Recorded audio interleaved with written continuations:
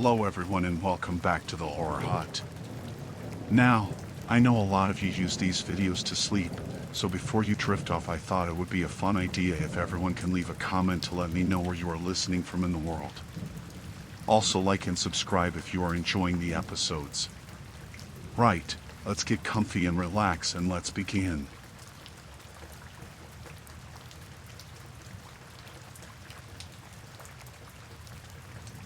I was driving through Nevada on a cross-country trip when I decided to stop for the night. It was getting late, and the only place nearby was a rundown motel by the highway. It didn't look like much, but I was too tired to keep driving. I parked my car and went inside to check in. The lobby was empty except for the owner, an older man with a greasy smile. He handed me the key to my room, and I made my way down the dimly lit hallway. The place gave me the creeps, but I figured it was just my imagination running wild. My room was small and musty, but it had a bed and a shower, which was all I needed. I tossed my bag on the floor and lay down, hoping to get some rest. But sleep didn't come easily. I kept hearing strange noises, whispers, footsteps, and the occasional bang from somewhere in the motel. I tried to ignore it, telling myself it was just other guests. Eventually, I managed to fall asleep, but I woke up a few hours later, needing to use the bathroom. As I stumbled out of bed, I heard voices outside my window. Curious, I peeked through the curtains. I saw the owner talking to a couple of men by the back of the motel. They were speaking in hushed tones, but I could make out bits and pieces of their conversation. They were talking about moving the girls and making sure no one saw anything. My heart started pounding as I realized what they were discussing. I stepped away from the window, my mind racing. It sounded like they were involved in something illegal, human trafficking. I felt sick to my stomach. I knew I had to get out of there, but I didn't want to raise any suspicion. I quietly gathered my things and slipped out of my room, heading for the lobby. The hallway was eerily silent, and I moved as quickly and quietly as I could. When I reached the lobby, I found it empty again. I crept towards the front door, but just as I was about to open it, I heard a voice behind me. "Where do you think you're going?" It was the owner. His friendly demeanor was gone, replaced by a menacing glare. I stammered an excuse about needing to leave early, but he didn't buy it. He grabbed my arm and pulled me back towards the lobby. "You heard something you shouldn't have," he said, his grip tightening. Panic set in as I realized I was in serious danger. I tried to pull away, but he was too strong. He dragged me towards a back room, and I knew I had to do something fast. Summoning all my strength, I shoved him as hard as I could. He stumbled back, giving me just enough time to bolt for the door. I ran out into the night, my heart pounding in my chest. I didn't stop until I reached my car. Fumbling with the keys, I managed to unlock the door and jump inside. I started the engine and sped away from the motel, glancing in the rearview mirror to make sure no one was following me. My mind was racing, trying to process what had just happened. I drove for miles, not daring to stop until I reached a larger town where I felt safer. I found a diner and parked my car, shaking as I went inside. I called the police and told them everything I had heard and seen. They took my report seriously and said they would investigate the motel. I sat in the diner for hours, too scared to leave, replaying the night's events in my mind. A few days later, I got a call from the police. They had raided the motel and found evidence of human trafficking. The owner and several others were arrested. I was relieved but still shaken by the whole experience.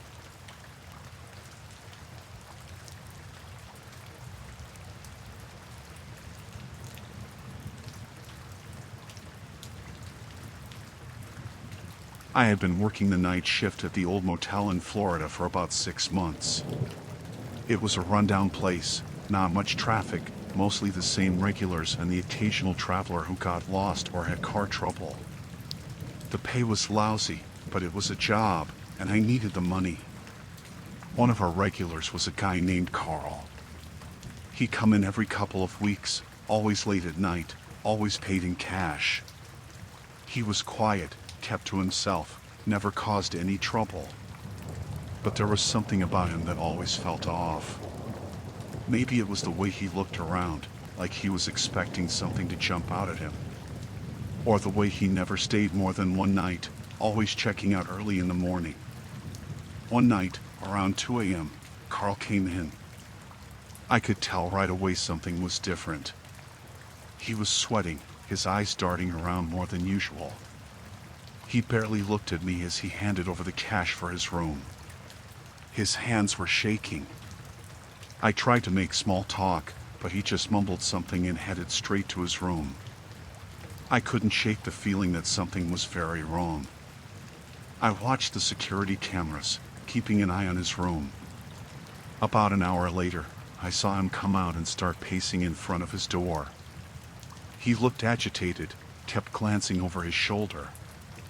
Curiosity got the better of me, and I decided to take a closer look. I grabbed a stack of towels as an excuse and headed toward his room.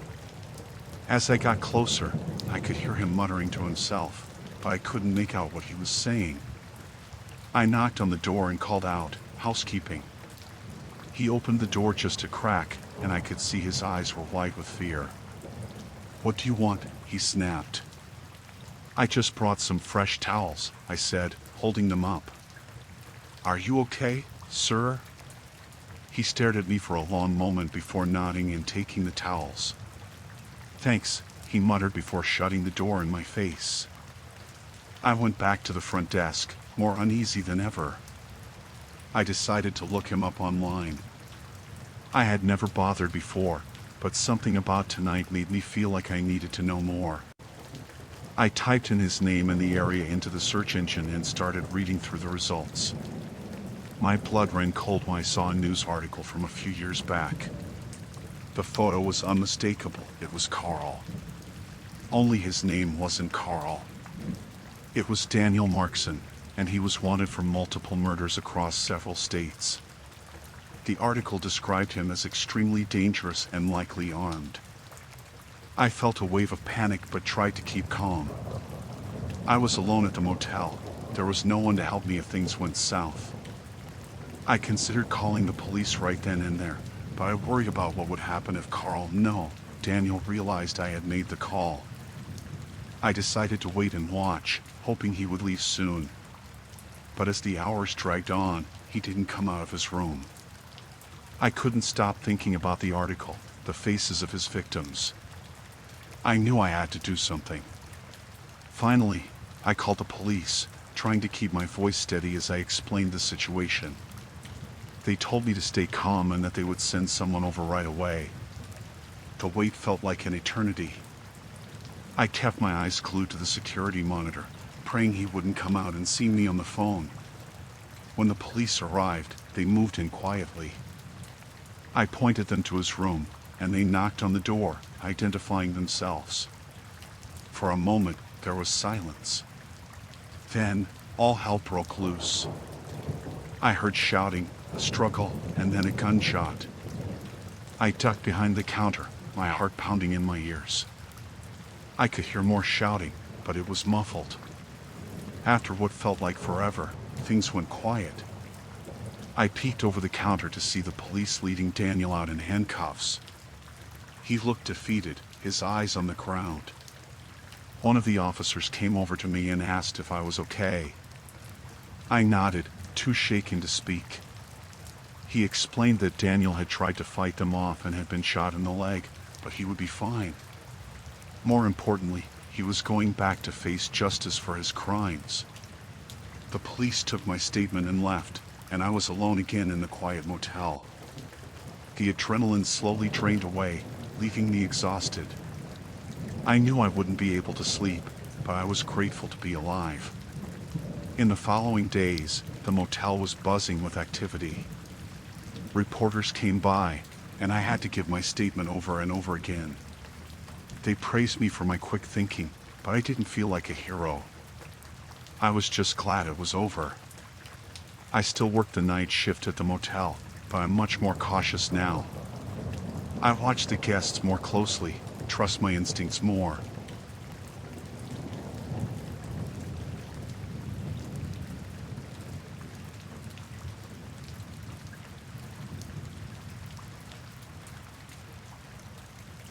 My friend Jake and I decided to take a road trip through Texas.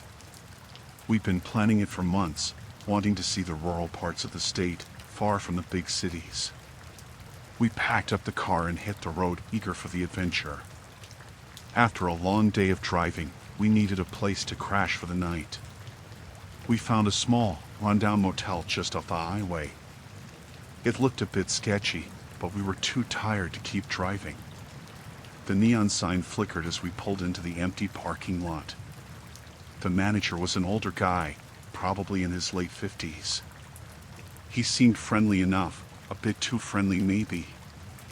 He gave us a room key and told us to let him know if we needed anything. The room was basic, just 2 beds, a TV, and a small bathroom. It smelled a bit musty, but we didn't care. We just wanted to sleep. After getting settled, Jake turned on the TV while I took a shower. When I came out, Jake was already half asleep, the TV playing some late-night infomercial. I lay down and tried to relax, but something felt off. I couldn't put my finger on it, just a nagging feeling in the back of my mind. I shrugged it off and closed my eyes, hoping to get some rest. In the middle of the night, I woke up to a strange noise. It sounded like a faint buzzing. I sat up and looked around the dark room, trying to figure out where it was coming from. Jake was still asleep, snoring softly. The noise seemed to be coming from behind the TV. I got up and moved closer, squinting in the dim light. That's when I saw it, a tiny hole in the wall, right behind the TV. I leaned in closer, peering into the hole. It was too dark to see anything, but the buzzing noise was louder now. My heart started to race. I grabbed my phone and used the flashlight to get a better look. There was a small, black device in the hole, and it was definitely a camera. I felt a wave of panic wash over me. Why was there a camera in our room? I shook Jake awake, trying to stay calm. He crockily sat up, rubbing his eyes. "What's going on?" he mumbled. "There's a camera," I whispered, pointing to the hole behind the TV. His eyes widened as he grabbed his phone and looked for himself. "What the hell?" he muttered, now fully awake. We started searching the room, looking for more cameras. It didn't take long to find them. There was one in the air vent, another in the bathroom mirror, and one more in the smoke detector. Someone had been watching us the whole time. Jake wanted to confront the manager right away, but I convinced him we needed to be careful. If this guy was shady enough to put cameras in our room, who knows what else he was capable of? We decided to gather our stuff and get out of there as quickly and quietly as possible. We packed up in record time, checking for any more hidden cameras as we went. My hands were shaking as I zipped up my bag. We crept out of the room, trying to stay as quiet as possible.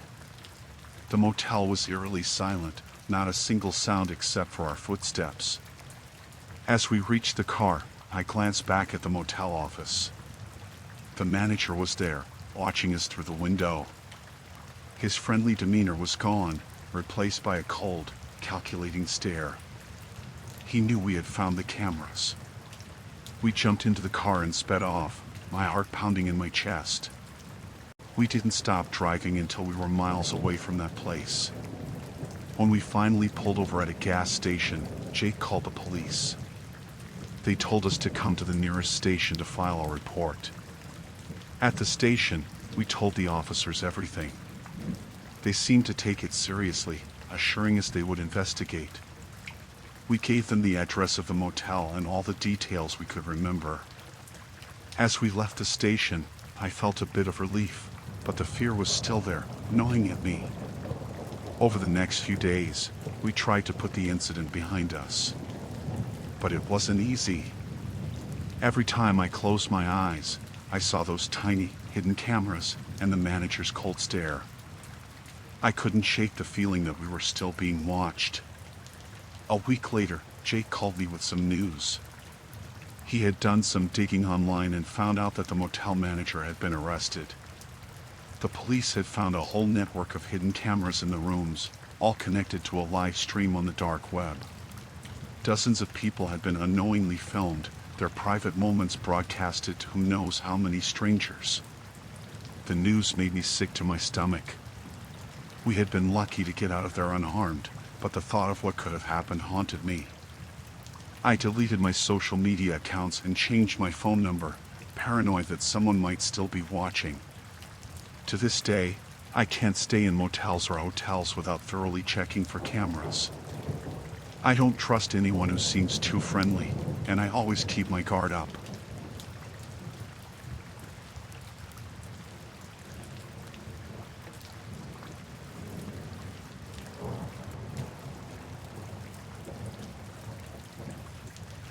It was supposed to be a simple stopover. I had been driving for hours along the California coast, heading south to visit my sister. The sun was setting, and I decided to find a place to stay for the night. I pulled into a small, nondescript motel off the highway. It looked a bit run down, but I was too tired to be picky. The manager at the front desk was a middle-aged woman with tired eyes. She checked me in with minimal conversation and handed me a key. My room was at the far end of the building, away from the road noise. It seemed quiet enough, and I was grateful for that. After settling in, I decided to take a shower. The water pressure was weak, but the hot water felt good. I wrapped myself in a towel and looked out the window. The parking lot was almost empty, just a couple of cars scattered around. One of them, a black SUV, stood out. It was parked at an odd angle, and I couldn't see anyone in or around it. I shrugged it off and got dressed.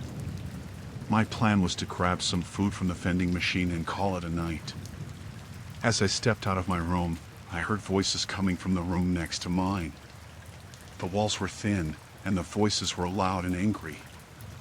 I hesitated for a moment, considering whether I should knock on their door and ask them to keep it down, but decided against it. Walking towards the vending machine, I saw a man standing by the black SUV. He was on his phone, speaking in a low, urgent tone. His eyes darted around nervously. Something about him made me uneasy, so I kept my head down and moved quickly. As I reached the vending machine, I realized I had forgotten my wallet in the room. I turned back, annoyed with myself. As I passed the SUV again, the man was no longer there. The voices from the adjacent room had grown louder, and I could now make out a few words. They were arguing about money and something that sounded like shipment. Back in my room, I grabbed my wallet and paused. I heard a door slam and then a muffled thud. Curiosity got the better of me, and I peered through the peephole. The hallway was empty, but I could hear the sound of footsteps coming from the room next to mine. My heart pounded as I slowly opened my door and stepped out. I walked past the neighboring room, trying to be as quiet as possible. The door was slightly ajar, and I couldn't help but take a peek inside. What I saw made my blood run cold. There were two men in the room. One was on the floor, lying motionless in a pool of blood. The other man, the one I had seen by the SUV, was standing over him, holding a bloody knife. He looked up and our eyes met for a brief second. I quickly stepped back, hoping he hadn't recognized me. Panicked, I hurried back to my room and locked the door.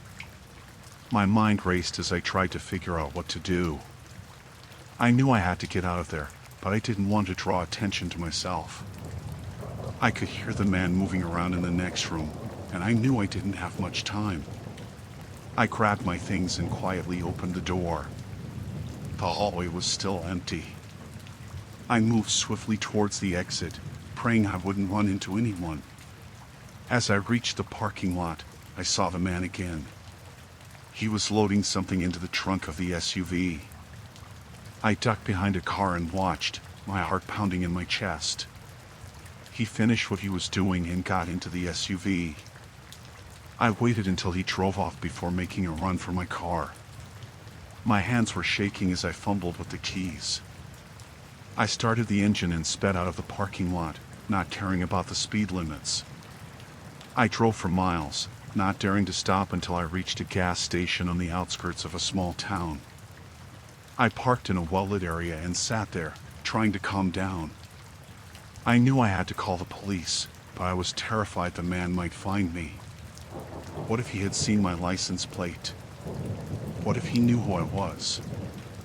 I finally mustered the courage to call 911. The dispatcher took my information and assured me that officers would be sent to the motel. They advised me to stay put and wait for the police to arrive. Minutes felt like hours as I waited in the gas station parking lot. Eventually, a patrol car pulled up, and 2 officers approached me. I explained everything I had seen, and they took my statement. They told me to stay in town for the night and check into a different motel. They would keep me updated on the situation. I barely slept that night, jumping at every sound. The next morning, I got a call from one of the officers. They had found the man's body in the motel room, but the suspect was still at large. They assured me they were doing everything they could to find him and keep me safe. Days turned into weeks, and I couldn't shake the feeling of being watched. I moved in with my sister temporarily, too scared to stay alone. The police kept in touch, but there were no new leads. The suspect had vanished without a trace. It took a long time for me to feel somewhat safe again. I installed security cameras at my sister's place and never went anywhere without checking my surroundings. The fear never completely went away, but I learned to live with it. The experience changed me. I became more cautious, more aware of the dangers that could be lurking around every corner.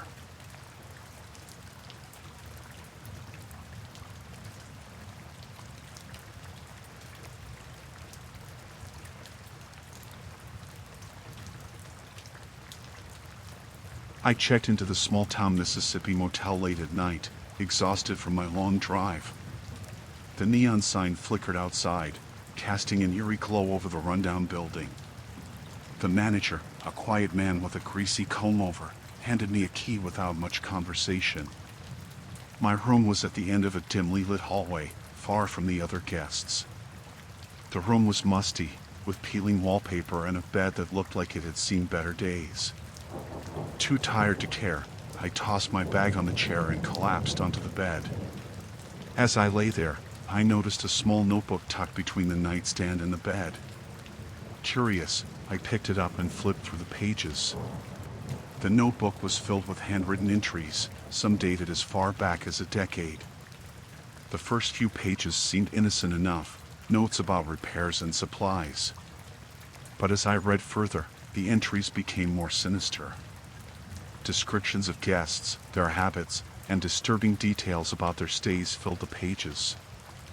One entry described a couple who had stayed in my very room, ending with the words, "They won't be leaving." My heart raced as I realized this wasn't just a maintenance log. The entries detailed crimes committed against the motel's guests. There were notes about burglaries, assaults, and even a few that hinted at disappearances. The more I read, the more I understood that the person who wrote this was still working here, still watching. I decided to pack up and leave immediately. I didn't care about getting my money back or finding another place to stay. As I shoved my things into my bag, I heard footsteps in the hallway. They stopped right outside my door. I froze, holding my breath, and listened. A light knock on the door made me jump. "Is everything all right in there?" It was the manager's voice. I tried to sound calm as I replied, "Yes, everything's fine." The silence that followed was unnerving. I could feel his presence just outside the door, listening, waiting. After what felt like an eternity, the footsteps retreated down the hall. I finished packing as quickly and quietly as I could. I knew I had to get out of there without being seen. I opened the door a crack and peeked into the hallway. It was empty. I slipped out of the room and crept towards the exit. As I passed the front desk, I saw the manager watching something on a small TV. His back was to me, and I took the opportunity to slip past unnoticed. Once outside, I ran to my car and drove off without looking back. My hands were shaking as I sped down the empty highway. I couldn't shake the feeling of being followed. Every set of headlights in my rearview mirror made my heart race. I drove for hours until I reached the next town and found a well-lit, busy motel. I called the local police and told them about the notebook. They took my report seriously and promised to investigate. I handed over the notebook, glad to be rid of it. The officer assured me they would look into the manager and the motel's history. Days passed, and I tried to put the experience behind me. But the fear lingered. I kept checking the news, hoping to hear that the manager had been arrested, but there was nothing. I wondered how many other guests had found that notebook and what had happened to them. Weeks later, I received a call from the police. They had arrested the manager. The notebook had been the key to linking him to several unsolved cases in the area.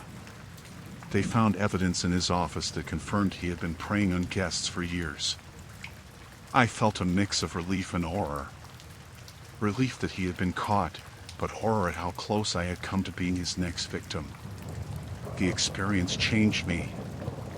I became more cautious, more aware of my surroundings. I never stayed in motels again, preferring the safety of well-reviewed hotels. The fear never completely went away, but I learned to live with it. I often thought about the other victims, those who hadn't been as lucky as me. Their stories haunted my dreams. The memory of that night in the small-town Mississippi motel would stay with me forever. The flickering neon sign, the musty room, the disturbing notebook, all reminders of how close I had come to being another entry in the manager's twisted journal.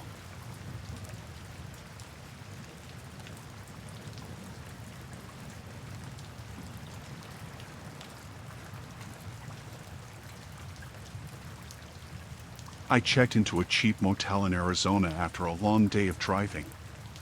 The sun had set, casting long shadows over the dusty parking lot. The place looked run down, but I was too tired to care.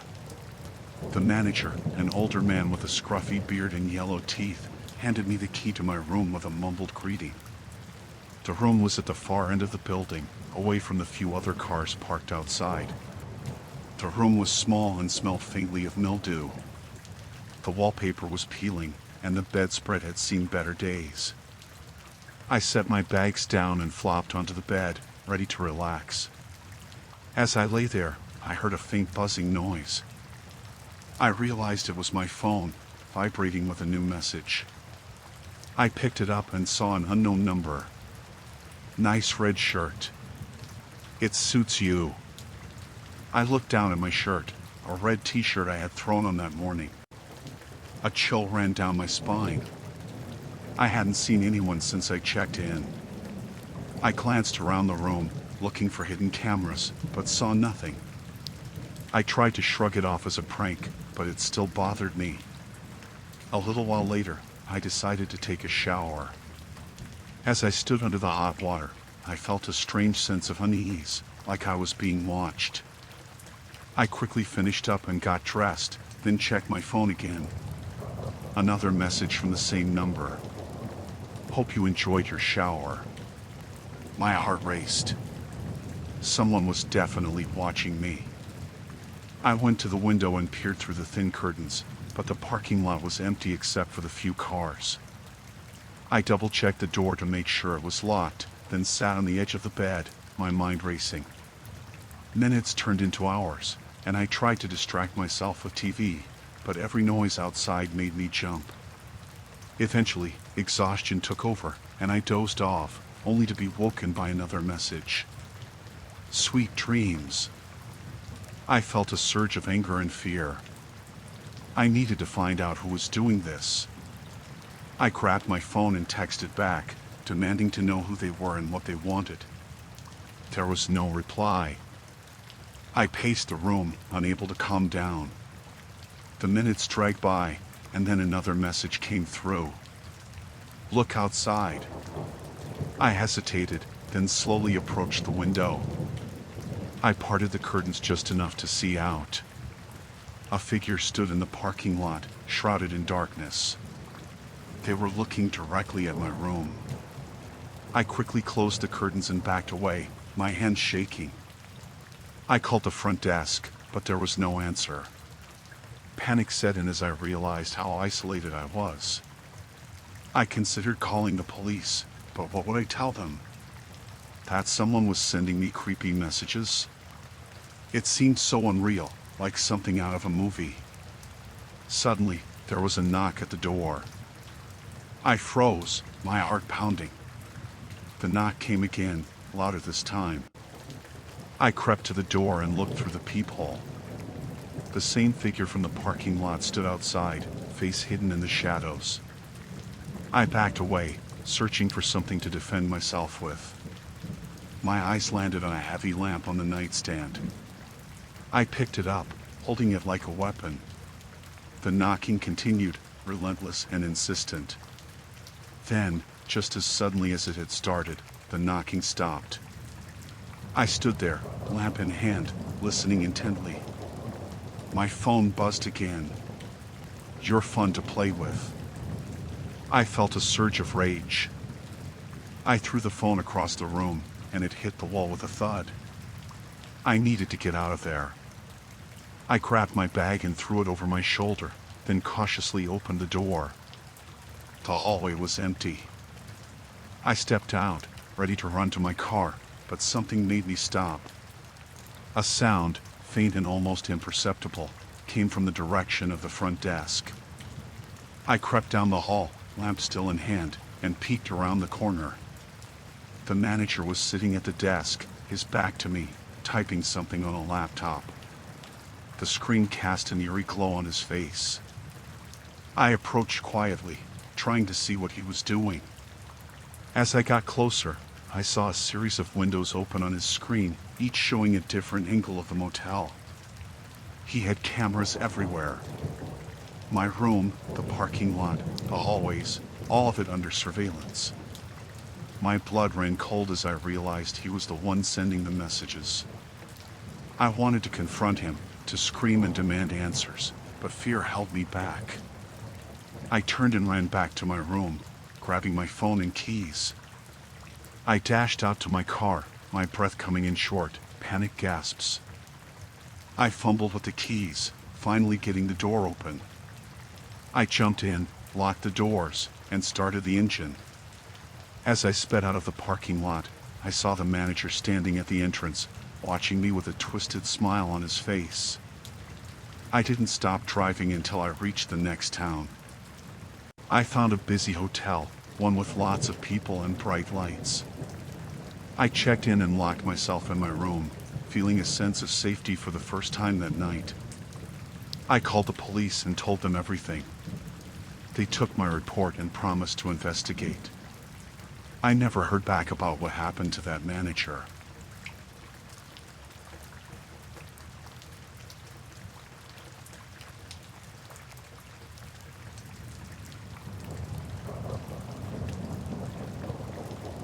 I was vacationing in Georgia, staying at a small motel just off the highway. It wasn't anything special, but it was clean and cheap. I arrived late in the afternoon, tired from the long drive. The place was almost empty, just a few cars in the lot. I checked in, got my key, and headed to my room. The room was simple, with a bed, a small TV, and a bathroom. I threw my bags on the bed and decided to take a walk to stretch my legs. The area around the motel was quiet, just a few trees and the distant hum of the highway. I felt a bit uneasy, but I brushed it off as just being tired. When I got back to my room, I noticed someone had checked into the room next door. The blinds were drawn, but I could hear muffled voices. I didn't think much of it and went about my evening, grabbing a quick dinner from a nearby diner. Back in my room, I settled in to watch some TV. The voices next door were louder now, but still muffled. It sounded like an argument. I turned up the volume to drown it out, but I couldn't shake the feeling that something was off. The arguing continued, rising and falling in intensity. Eventually, curiosity got the better of me. I turned off the TV and pressed my ear to the wall. The voices were clearer now. A man's voice, low and threatening, and a woman's voice, pleading. My stomach knotted as I realized this wasn't just a regular argument. I debated what to do. Calling the front desk seemed pointless. The motel manager didn't strike me as someone who'd get involved. I didn't want to call the police without more information, but I couldn't just ignore it either. The voices grew louder, the man's tone more aggressive. I decided to take a closer look. I slipped out of my room and walked down the hallway, trying to be as quiet as possible. I stood outside the door to the next room, straining to hear. The man was saying something about staying quiet and not causing trouble. The woman was crying, begging him to let her go. My heart pounded. This was serious. I pulled out my phone and started recording, needing some evidence if I was going to call the police. Suddenly, the door to the room opened. I froze, not knowing what to do. The man stepped out, glancing around before closing the door behind him. He didn't see me, but I got a good look at him. Tall, muscular, with a shaved head and a menacing look in his eyes. He walked down the hall, and I quickly ducked back into my room. I waited until I heard his footsteps fade away before I called the police. I explained what I had heard and seen, hoping they would take it seriously. They assured me they were sending someone right away. I stayed by the door, listening for any sign of the man's return. Minutes felt like hours as I waited. Finally, I heard the sound of sirens in the distance. The police arrived, and I stepped out to meet them, pointing them to the room next door. They knocked, identifying themselves. There was no answer at first, but then the door opened. The man tried to act calm, but the police weren't buying it. They pushed past him and found the woman inside, tied to a chair and clearly terrified. They quickly arrested the man and freed the woman. She was in shock but otherwise okay.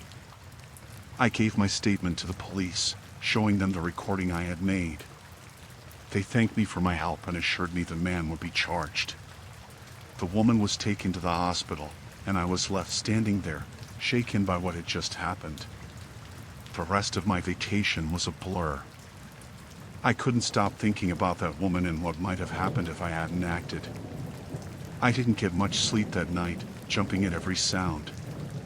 By morning, I was ready to leave that motel behind. As I packed up my things, the motel manager knocked on my door.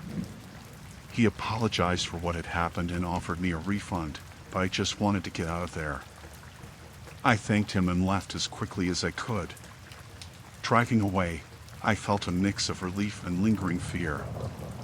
I had stumbled into something terrible, but at least I had done something to help.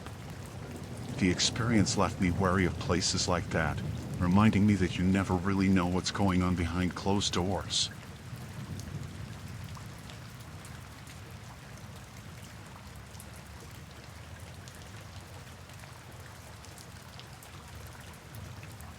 I was on a long road trip through the Midwest, trying to get to a friend's wedding. The drive was taking longer than I expected, so I decided to stop for the night at a small, isolated motel I found just off the highway. It looked run down, but I was too tired to care. I checked in with a guy at the front desk who barely looked at me. He handed me a key and told me my room was around the back. The room was what you'd expect for the price. It was old, smelled a bit musty, and the bed creaked when I sat on it. I set my bag down, took a quick shower, and then collapsed onto the bed. I was exhausted, so I fell asleep almost immediately.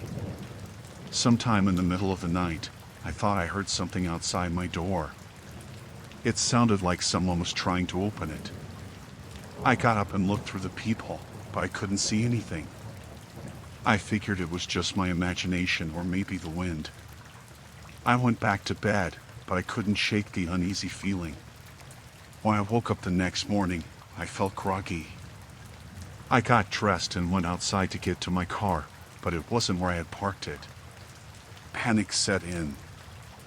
I ran around the lot, thinking maybe I had parked it somewhere else, but it was gone. I went back to my room, and that's when I noticed my bag was missing too. My wallet, my phone, everything was in there. I went to the front desk to report the theft. The same guy was there, but he acted like he didn't remember me checking in. He said he didn't see anything and that it was probably my fault for not locking my car. I knew I had locked it, though. The more I talked to him, the more hostile he became. He said there was nothing he could do and told me to leave. Without my car and my belongings, I was stranded. I went back to my room, trying to figure out what to do next. There was no one else around. It felt like I was the only guest at the motel. I decided to walk down the road to see if I could find help, but as I walked, I felt like I was being watched. I saw an old payphone near the edge of the property and tried to use it, but it was broken. When I turned around, I saw the guy from the front desk watching me from the doorway of the office. He had a strange look on his face, almost like he was enjoying my desperation. I went back to my room, feeling hopeless. I tried to think of a plan, but without my phone or any way to contact someone, I was stuck. I heard footsteps outside again and decided to see who it was. When I opened the door, I saw two men standing there, both of them looking rough and unfriendly. They told me they were there to help, but their smiles didn't reach their eyes. I backed away, trying to close the door, but one of them shoved it open and pushed me back into the room. They started going through my things, even though there wasn't much left to take. They found my car keys, which I had left on the nightstand, and one of them pocketed them with a grin. I tried to leave, but the other man blocked my way. They told me I wasn't going anywhere until I paid them for helping me. I had nothing to give them, and they knew it. They started arguing with each other, and I took the chance to slip past them and run out the door. I ran down the road, not looking back. I could hear them yelling, but I kept going. After what felt like hours, I saw a small diner up ahead. I burst through the doors, out of breath, and told the people inside what had happened. They looked at me with a mix of pity and disbelief, but called the police for me. When the police arrived, I told them everything. They went to the motel, but by the time they got there, the place was empty. The guy at the front desk and the two men were gone. They found my car hidden behind the motel, but everything inside it was gone. My belongings were never found. The police took me to the station where I could finally call my family. They helped me get back on my feet, but the whole experience left me shaken. I couldn't believe how quickly things had gone wrong and how vulnerable I had been. I still think about that night sometimes. The feeling of being watched, the hostility of the motel staff, and the terror of realizing I was stranded with no help in sight. It's made me more cautious, especially when traveling alone.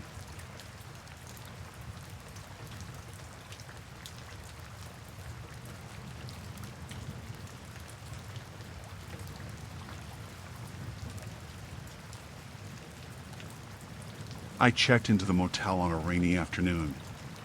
It was the only place for miles, a small building nestled among the trees on a quiet road in New England.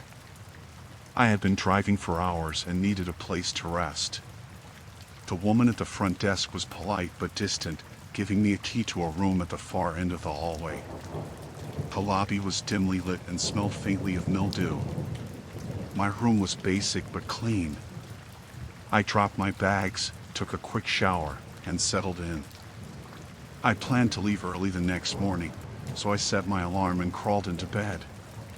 The rain outside was soothing, and I started to drift off to sleep. In the middle of the night, I woke up to muffled voices. It was coming from the room next door. I couldn't make out what they were saying, but there was an urgency in their tone that made me uneasy.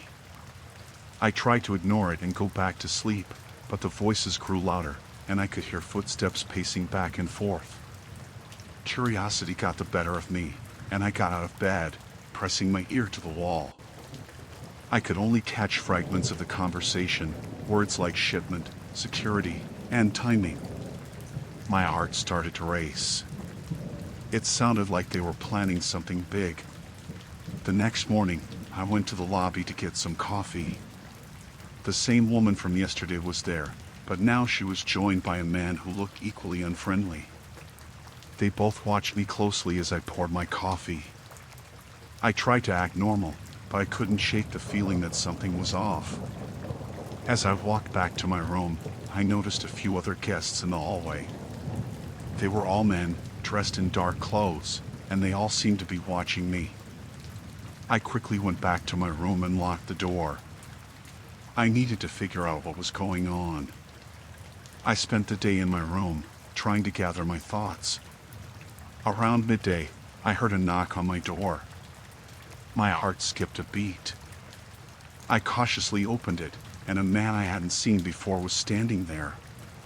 He asked if I needed anything, but his eyes were cold and calculating. I said no and quickly shut the door. By now, I was convinced that something illegal was happening. I needed to get out of there, but I didn't want to raise suspicion.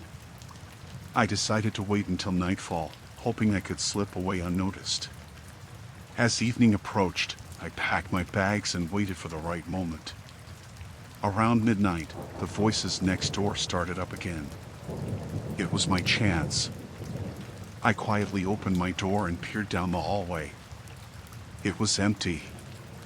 I made my way to the lobby, but as I reached the door, I heard footsteps behind me. I turned to see one of the men from the hallway approaching.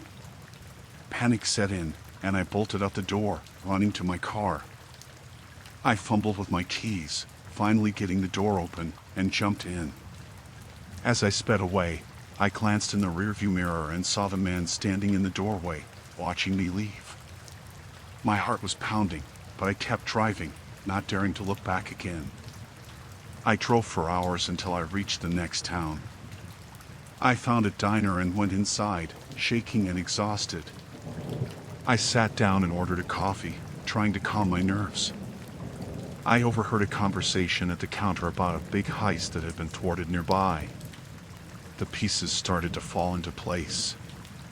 The people at the motel were part of a crime syndicate, and I had stumbled into their midst. They had been planning a major heist, and I had been a potential witness. I realized how lucky I was to have gotten out unscathed. I eventually made it to my destination, but the experience left a lasting mark. I couldn't stop thinking about what might have happened if I had been caught. It made me more cautious, especially when traveling alone. Even now, I sometimes wake up in the middle of the night, hearing those voices in my head, and I remember the cold, calculating eyes of the man at my door.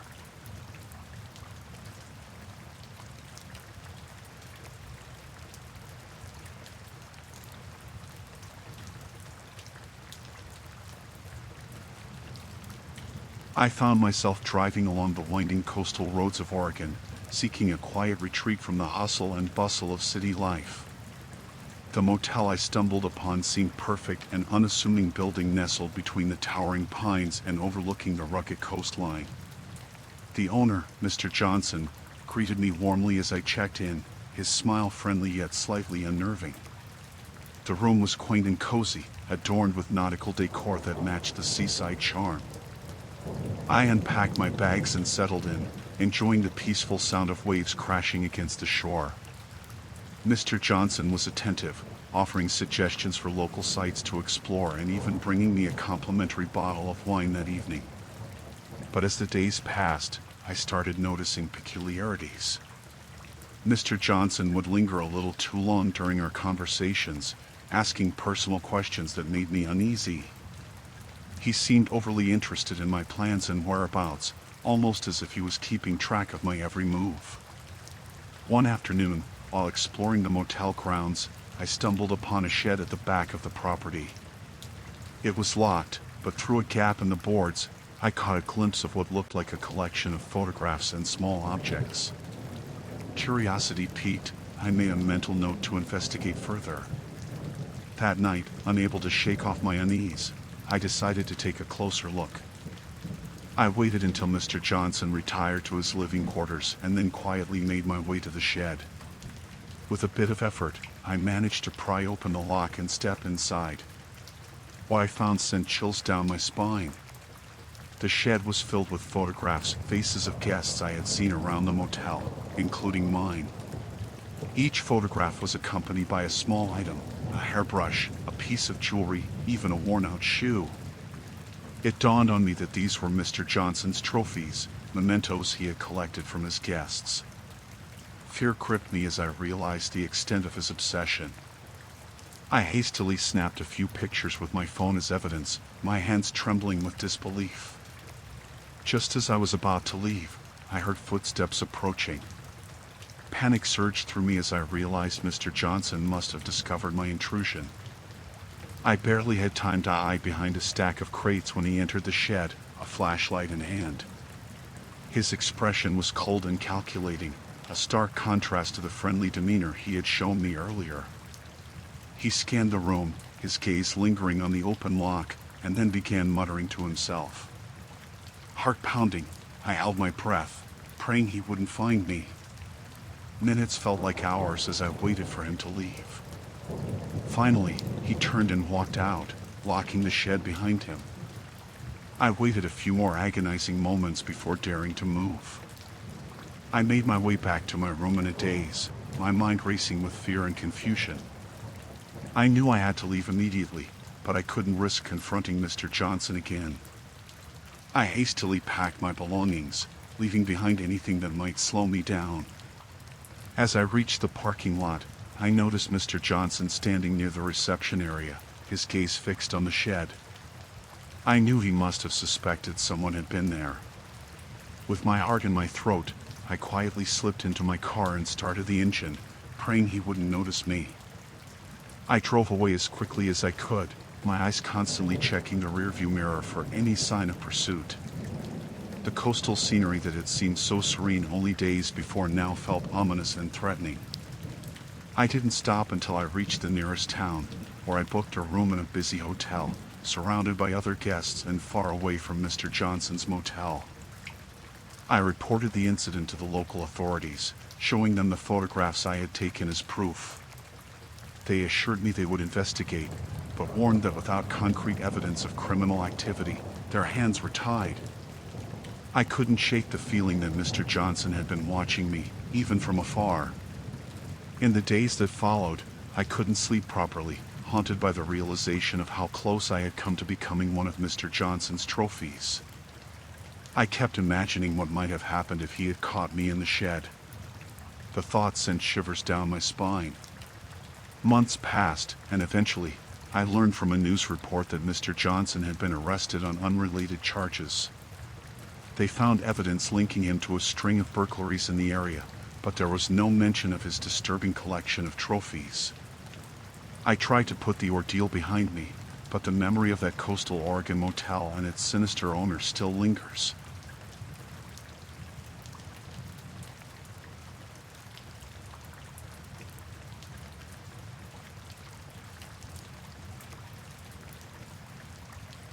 I took the job at the remote Colorado motel because it seemed peaceful and away from the city. The place was old but well kept, run by an older man named Mr. Thompson. He was a quiet guy, not very talkative. The motel had this eerie silence about it, especially at night when the wind howled through the pine trees surrounding it. My job was simple, checking in guests, cleaning rooms, and making sure everything ran smoothly. Most of the time, there weren't many guests.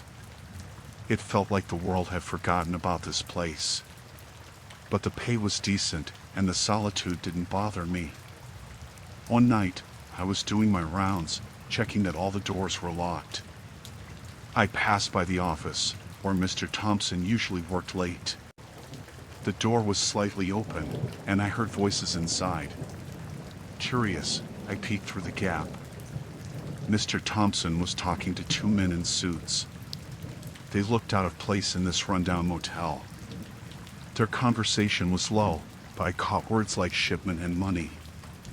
It didn't sit right with me. As I was about to walk away, the floorboard creaked. The men stopped talking. I quickly moved down the hall and into the laundry room, my heart pounding. I couldn't shake the feeling something was off. Over the next few days, I noticed strange things. Unmarked vans would arrive late at night. Mr. Thompson was more secretive, often locking himself in the office for hours. One evening, after all the guests had checked out, I decided to take a closer look. I waited until Mr. Thompson left for his usual late-night drive. I went to the office and tried the door. Locked. I remembered a spare key in the supply closet and fetched it. My hand shook as I unlocked the door and stepped inside. The office was cluttered with papers and old furniture. I looked around, searching for anything unusual. Then I noticed a small door behind a bookshelf. It was almost hidden. I pushed the bookshelf aside and opened the door. Inside was a narrow staircase leading down to a basement. The air was musty and cold. I descended the stairs slowly, the steps creaking under my weight. At the bottom was another door, this one reinforced with metal. I pushed it open and froze. The room was filled with boxes and crates, all marked with symbols I didn't recognize. There were tables covered in documents, maps, and photographs. It looked like a scene from a crime movie. As I moved further in, I saw a large safe against the wall. I didn't have much time.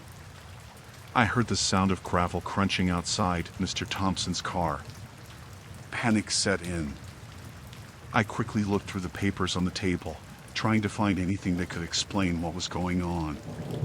Drugs, weapons, money laundering, it was all here. I heard the office door open upstairs. My heart raced as I tried to find a place to hide. There was a small closet in the corner of the room. I squeezed inside and pulled the door shut just as I heard footsteps on the stairs. Mr. Thompson entered the room, followed by the two men in suits. They were discussing a new shipment. I held my breath, praying they wouldn't find me. My mind raced with thoughts of what they would do if they caught me. They stayed in the room for what felt like hours, checking the contents of the crates and going over their plans. I couldn't make out everything, but it was clear they were involved in something big and dangerous. Finally, they started to leave. I waited until I was sure they were gone before I dared to move. I slipped out of the closet and back up the stairs, quietly closing the door behind me. I put the bookshelf back in place and locked the office door. My hands were still shaking. I knew I couldn't stay there any longer. I packed my things quickly, but carefully. I had to get out without arousing suspicion. I left a note saying I had a family emergency and had to leave suddenly. Then I got in my car and drove away, my heart still pounding. As I drove through the dark, winding roads, I couldn't shake the fear that they might come after me. I had stumbled onto something dangerous, and I knew too much.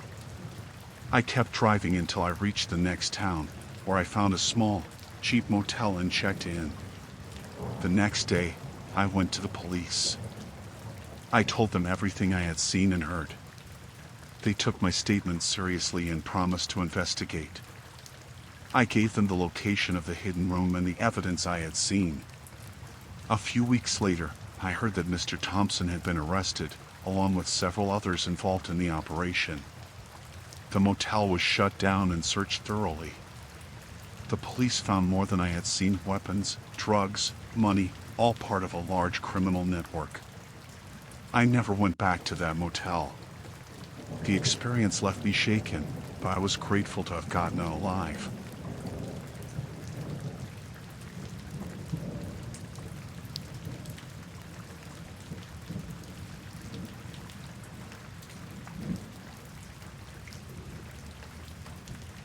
I checked into the motel late, just as the sun dipped below the horizon. It was a small, rundown place in rural Kentucky, the kind you'd pass by without a second thought. I was traveling through for work, needing a place to sleep before heading out early the next morning. The manager, a burly man with a thick southern accent, handed me the key to room 6. He didn't say much, just nodded and went back to watching his TV. The room was as expected, old, musty, with a bed that creaked and a bathroom that looked like it hadn't been updated in decades. I tossed my bag on the bed and decided to take a quick shower before getting some sleep. The water was lukewarm at best, and the pressure was almost non-existent. I didn't care. I just wanted to wash off the day's grime and relax. After my shower, I settled into bed with a book. It was quiet, almost too quiet, save for the occasional car passing by on the highway. I was starting to drift off when I heard a knock at the door. I looked at the clock, 11:30 p.m. Odd, I thought. Maybe it was the manager needing something. I got up, wrapped a towel around myself, and peeked through the peephole. There were 3 men standing outside, looking impatient. They didn't look like motel staff. I hesitated, unsure whether to open the door. Then one of them spoke up, his voice gruff. "We know you're in there. Open up, we need to talk." I cracked the door open just enough to see them clearly. "Can I help you?" I asked, trying to keep my voice steady. "You're the one who checked in today, right?" the same man asked. "Yes, why?" "Come on out, we need to have a chat," he replied, his tone leaving no room for argument. I felt a chill run down my spine. Something wasn't right. "I don't think that's necessary. I'm just here for the night and leaving early tomorrow." The man exchanged a look with his companions. "Step outside." "Now," he ordered. I closed the door slightly, trying to think. They didn't look like they were going to leave. I didn't have many options. Grabbing my phone, I texted my colleague, in trouble. "Room 6, rural motel. Call 911. Then I slowly opened the door again, stepping outside. The men surrounded me, their expressions hard. "We need to know who you're working for," the leader demanded. "I don't know what you're talking about," I replied, my voice shaking. "I'm just a traveler passing through. Don't lie to us. We know you're involved." "Who sent you?" he barked. Panic surged through me. They thought I was someone else, someone involved in whatever illegal activity they were part of. "I swear, you've got the wrong person. I'm not involved in anything. I don't know who you think I am, but I'm not them." The leader grabbed my arm, squeezing hard. "We don't believe you. You're coming with us." I struggled, trying to pull away. "Let go of me."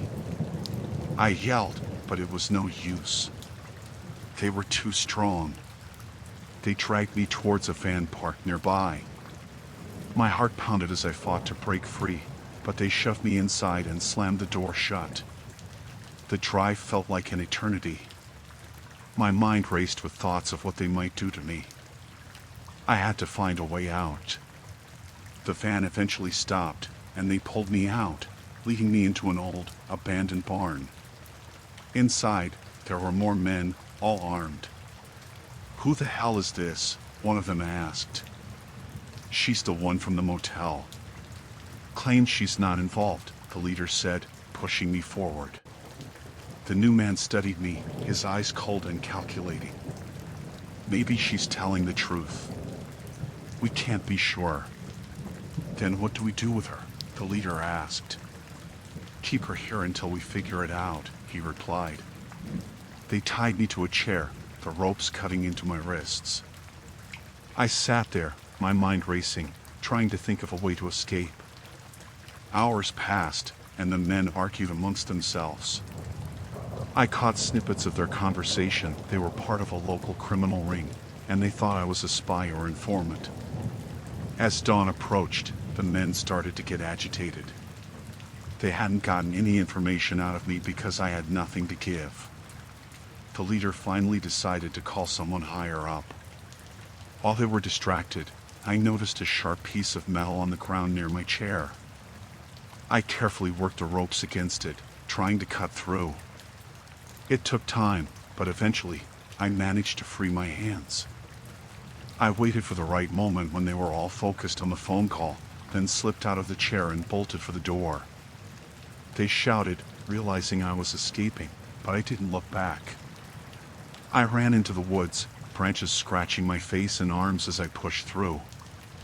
I kept running, fueled by fear and adrenaline. I didn't know where I was going, just that I needed to get as far away as possible. Eventually, I stumbled upon a road and flagged down a passing car. The driver, a kind older woman, took one look at me and knew something was wrong. She drove me to the nearest police station. At the station, I told them everything. They took my statement and promised to investigate. My colleague had indeed called the police, and they were already looking for me. The criminals were arrested later that day, and I was finally safe. The experience left me shaken. I couldn't believe how close I had come to being caught in something terrible, all because of a case of mistaken identity.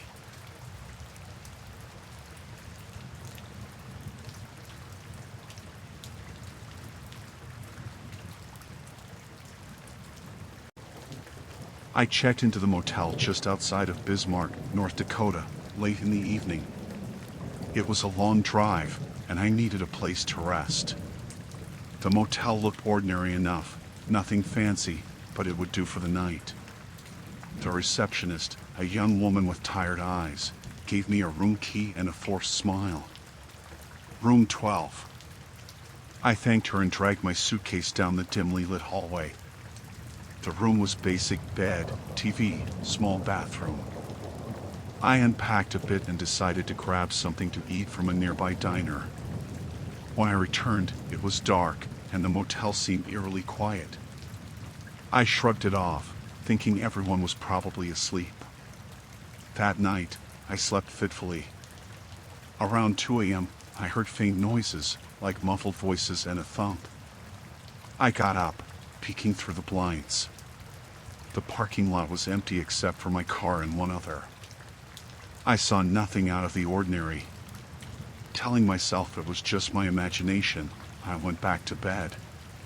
The next morning, I noticed the room next to mine, room 11, had its door open. A middle-aged man was packing his things into his car. I nodded at him, but he didn't seem to notice. At breakfast, I overheard the receptionist talking to a cleaning lady. "Another one gone," she whispered. The cleaning lady just nodded, looking unconcerned. I felt a chill but brushed it off. People checked out all the time, right? That night, I was more aware of the noises. Around the same time, 2 a.m., I heard the same muffled sounds. I debated whether to investigate but decided against it.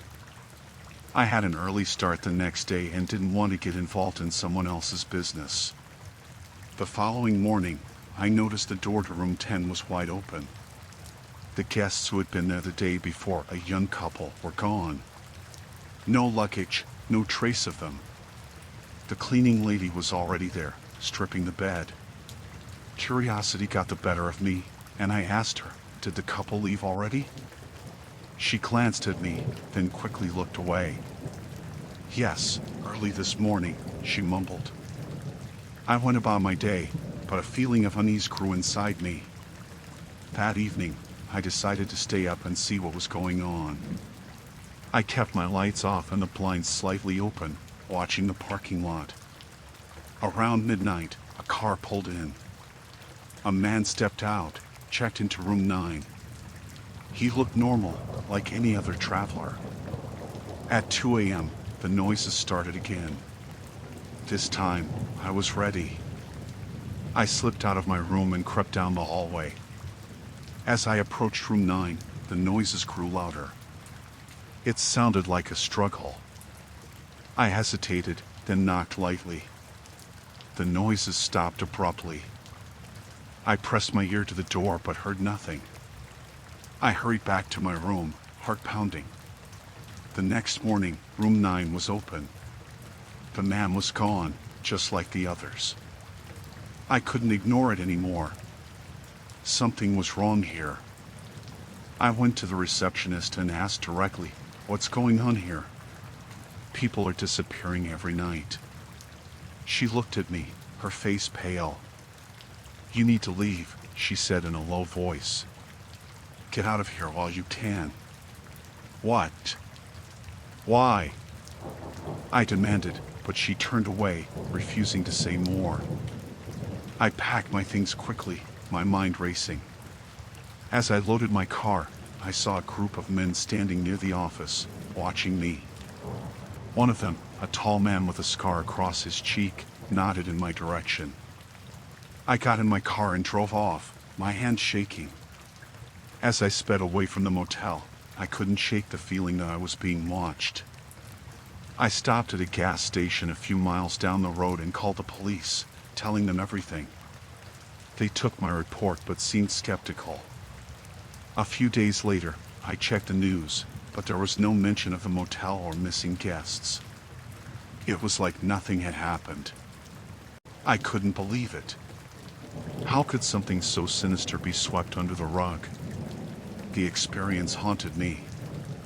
I avoided motels after that, preferring to stay in well-known hotels.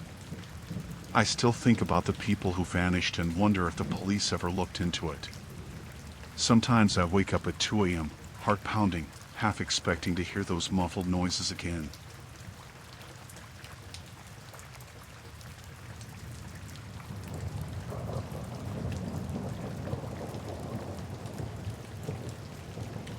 I was driving through New Mexico on my way to visit family, and it was getting late. I decided to stop at a small motel off the highway.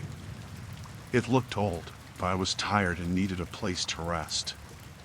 The sign said vacancy in flickering neon. I pulled into the gravel parking lot and walked to the office. The receptionist was an older woman, her face lined with age, but she had a friendly smile. She handed me the key to room 8 and told me to have a good night. I thanked her and went to my room. It was small but clean. I put my bag on the bed and decided to take a shower. As I was drying off, I noticed a pamphlet on the nightstand. It was about the history of the motel. Apparently, it had been there since the 1950s and had seen better days. There were photos of happy families and travelers from years past. I skimmed through it and noticed a small section about local legends. It mentioned that some guests had disappeared over the years, but it was written off as folklore. I went to bed, but I couldn't shake the uneasy feeling the pamphlet gave me. Around midnight, I heard a faint noise outside my door. It sounded like footsteps. I got up and peered through the peephole but saw nothing. I figured it was just another guest and went back to bed. The next morning, I went to the office to check out. The older woman was there, but she seemed different, more distant. I asked her about the pamphlet and the stories of people disappearing. She looked at me with a blank expression and said, "Those are just old tales. Don't worry about it." As I left, I saw a maintenance worker near the parking lot. He looked like he had been working there for years. I decided to ask him about the motel's history. He glanced around nervously before speaking in a low voice. "People have gone missing here, but no one talks about it. Management wants to keep it quiet. They say it's bad for business." My heart skipped a beat. "What do you mean? What happened to them?" He shook his head. "No one knows for sure. They just vanish. Best to keep to yourself and not ask too many questions." I thanked him and got into my car. As I drove away, I couldn't stop thinking about what he said. That night, I stayed at a different motel in a nearby town. I tried to put it out of my mind, but curiosity got the better of me. I decided to do some research. I went to the local library and searched for information about the motel. I found old newspaper articles about people going missing. The articles were vague, but there were enough of them to make me worry. One article mentioned a young couple who vanished after staying there. Another talked about a traveling salesman who was never seen again. I couldn't believe it. How could something like this go unnoticed? I went back to the motel the next day, pretending I had left something behind. The older woman was still at the desk. I asked if she had seen my missing item, and she let me check my old room. As I searched the room, I noticed a small door in the closet that I hadn't seen before. It was partially hidden behind a stack of old blankets. I opened it and found a narrow staircase leading down to a dark basement. My heart raced as I descended the stairs. The basement was damp and musty. I saw old furniture and boxes covered in dust. Then I noticed something that made my blood run cold. There were personal items, wallets, bags, and clothes strewn across the floor. I recognized some of them from the photos in the pamphlet. I turned to leave, but heard footsteps above me. Panic set in. I hid behind a stack of boxes and waited. The older woman and a man I hadn't seen before came down the stairs. They were talking in hushed voices. "We need to move these soon," the man said. "Someone's going to notice." The woman nodded. "I know, but it's getting harder. People are asking questions." I couldn't believe what I was hearing. They were involved in the disappearances.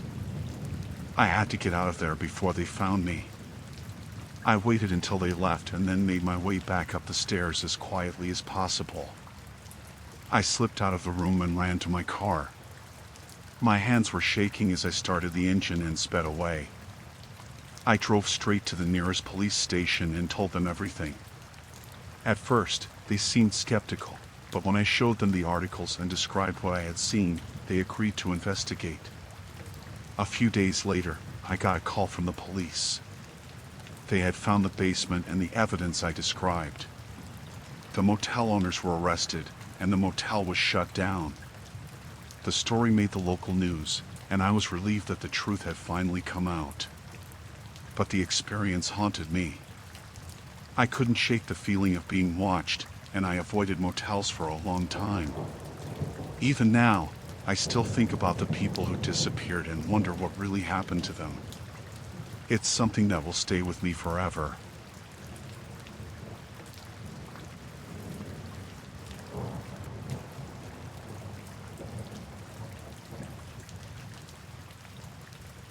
I was driving through Wyoming on a road trip, just trying to clear my head. It was getting late, and I was too tired to keep going, so I decided to stop at a small motel just off the highway. The neon sign said vacancy. It looked a bit run down, but I didn't care. I just needed a place to sleep. I walked into the office, and there was a man behind the desk.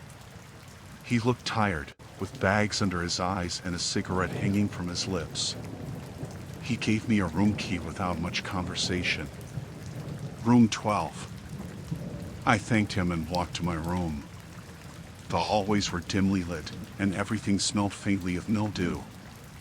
The room was basic: a bed, a small TV, and a bathroom that looked like it hadn't been updated in decades. I threw my bag on the bed and decided to take a quick shower. As the hot water hit my skin, I felt some of the tension from driving all day start to melt away. After my shower, I laid on the bed and flipped through the channels on the TV, trying to find something to watch. I must have dozed off because the next thing I knew, I was woken up by a loud banging on my door. I looked at the clock. It was 2 a.m. My heart started racing. Who would be knocking on my door at this hour? I got up and approached the door cautiously. "Who is it?" I called out. Police, a voice answered. Open up. Confused and a little scared, I opened the door a crack. Two men stood there, flashing their badges. They looked rough, like they had been up all night. We need to talk to you, one of them said. Can we come in? I let them in, my mind racing with what they could want. Is there a problem, officers? One of them, a tall guy with a scar on his cheek, looked at me with cold eyes. We got a report that someone fitting your description was seen near the scene of a crime earlier tonight. We need to ask you a few questions. I was taken aback. There must be some mistake. I've been here all night. I just checked in a few hours ago. The other cop, shorter and stockier, looked around my room as if he was expecting to find something. Mind if we take a look around? He asked, but it didn't sound like a question. I nodded, feeling cornered. They started going through my things, rifling through my bag and checking the bathroom. I stood there, feeling helpless. After a few minutes, they seemed satisfied and turned back to me. You're not in any trouble, the tall one said. But we need you to come down to the station and answer a few questions, just to clear things up. I didn't want to go, but what choice did I have? Okay, I said. Let me grab my wallet. I reached for my wallet on the nightstand, but as I turned around, I caught a glimpse of the tall cop's face. He had a strange look in his eyes, something that sent a chill down my spine. Before I could react, the shorter one grabbed my arm and twisted it behind my back. The tall one pulled out a pair of handcuffs. Hey, what are you doing? I shouted, struggling against them. Just a precaution, the tall cop said, but his tone was menacing. They cuffed me and dragged me out of the room, ignoring my protests. They shoved me into the back of their squad car and started driving. My mind was racing. This didn't feel right. They weren't taking me to the station. We were heading out of town, into the dark, empty stretches of road. I tried to stay calm, thinking of a way out. Where are you taking me? I asked, trying to keep my voice steady. Just a little detour, the tall cop said, glancing at me in the rearview mirror with that same cold look. The car finally stopped in a secluded area, far from any lights or buildings. They pulled me out and pushed me to the ground. My heart was pounding in my chest. I knew I was in serious trouble. We can't let you go, the tall cop said. You know too much. But I don't know anything. I shouted. You've got the wrong guy. They didn't listen. The shorter cop pulled out a gun and pointed it at me. I closed my eyes, bracing for the worst. But then a miracle happened. I heard the sound of another car approaching. The cops looked at each other, panicked. We have to go, the tall one said. They jumped into their car and sped off, leaving me cuffed and lying on the ground. The other car stopped, and a man got out. He was a truck driver who had seen the squad car and decided to check what was going on. He freed me from the cuffs and drove me to the nearest town, where I reported everything to the real police.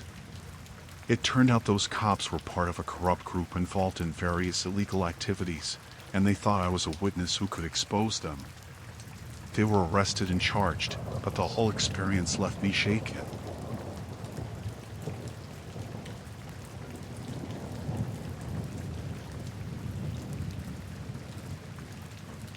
I was on a road trip through Washington state, winding through the dense forests and misty mountains. The day was fading fast, and I needed a place to spend the night.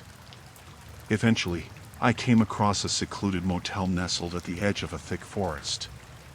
The place had an eerie charm to it, with its flickering neon sign and weathered facade. I parked my car and walked into the lobby, where an elderly man greeted me with a toothless smile. His eyes darted nervously, and I couldn't shake the feeling that something was off. Ignoring my unease, I checked into a room on the ground floor, eager to rest after a long day of driving. The room was dimly lit, furnished with outdated decor that added to its unsettling atmosphere. As I unpacked, I noticed a slight draft near the corner of the room. Curiosity piqued, I investigated and found a small trapdoor hidden beneath a worn-out rug.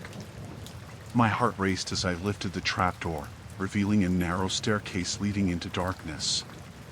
Hesitant but driven by morbid curiosity, I descended into the depths below. The air grew colder and mustier with each step, and the sound of dripping water echoed through the tunnels. I found myself in a maze of interconnected passages, the walls lined with pipes and exposed wiring. As I ventured deeper, I stumbled upon a makeshift room filled with crates and boxes. They were labeled with strange symbols and markings, hinting at their illicit contents. My heart sank as I realized I had stumbled upon something far more sinister than I had ever imagined, a hideout used by a criminal gang. Fear gripped me as I heard voices echoing through the tunnels. I hid behind a stack of crates, my breath coming in shallow gasps. The voices drew nearer, accompanied by the sound of footsteps echoing off the damp walls. I dared not move, praying they wouldn't discover me. Through a small gap, I glimpsed two men clad in dark clothing, their faces obscured by shadows. They spoke in hushed tones about their next operation, a smuggling operation involving drugs and weapons. My mind raced as I realized the danger I was in, trapped deep underground with ruthless criminals. I waited until the coast was clear before making my way back to the trapdoor. Adrenaline surged through me as I climbed the stairs, my every sense on high alert. Back in my room, I barricaded the trapdoor with furniture, hoping to buy myself some time. Hours passed in agonizing silence, every creak and rustle making me jump. I knew I had to get out of there, but the motel was isolated, and I had no way of contacting the outside world. Desperation set in as I considered my options, weighing the risks of making a run for it against the certainty of staying trapped. As night fell, I heard commotion outside my door. Voices argued in harsh whispers, punctuated by the occasional thud and clatter. Fear paralyzed me as I realized they were searching the motel, likely looking for any signs of intrusion. I pressed myself against the wall, praying they wouldn't discover my hiding place. Suddenly, there was a loud knock on my door. My heart stopped as I heard the elderly motel owner's voice, asking if everything was all right. I remained silent, barely daring to breathe. The knocking grew louder, accompanied by demands to open the door. I knew I couldn't stay hidden forever. With trembling hands, I unlocked the door and came face to face with the motel owner and one of the men from the tunnels. Their expressions were cold and calculating, confirming my worst fears. They demanded to know what I had seen, their threats thinly veiled beneath a veneer of civility. Terrified but defiant, I lied, claiming ignorance and innocence. They exchanged a knowing glance before ordering me to pack my things. I complied, knowing I had no choice but to follow their orders if I wanted to survive. They escorted me to the parking lot, where my car stood as my only means of escape. I fumbled with my keys, adrenaline coursing through my veins. Just as I was about to climb into the driver's seat, I felt a firm hand on my shoulder. I turned to see the motel owner standing behind me, his eyes cold and menacing. He warned me never to speak of what I had seen, threatening dire consequences if I did. With no other option, I nodded in silent agreement. They watched as I drove away, leaving the motel and its hidden horrors behind me. Fear and relief washed over me in equal measure as I sped down the darkened road, the distant lights of civilization offering a glimmer of safety. I reported the incident to the authorities, providing them with as much information as I dared. They promised to investigate, but I knew the odds of finding evidence in those tunnels were slim. I spent sleepless nights haunted by the memory of that motel and the criminals who operated beneath it. Months passed, and life returned to normal, or as normal as it could be. I avoided secluded motels and learned to trust my instincts more than ever. The encounter had left scars, reminders of the darkness that can lurk in the most unexpected places. To this day, I wonder what became of the criminal gang and the motel owner. I pray they never cross my path again.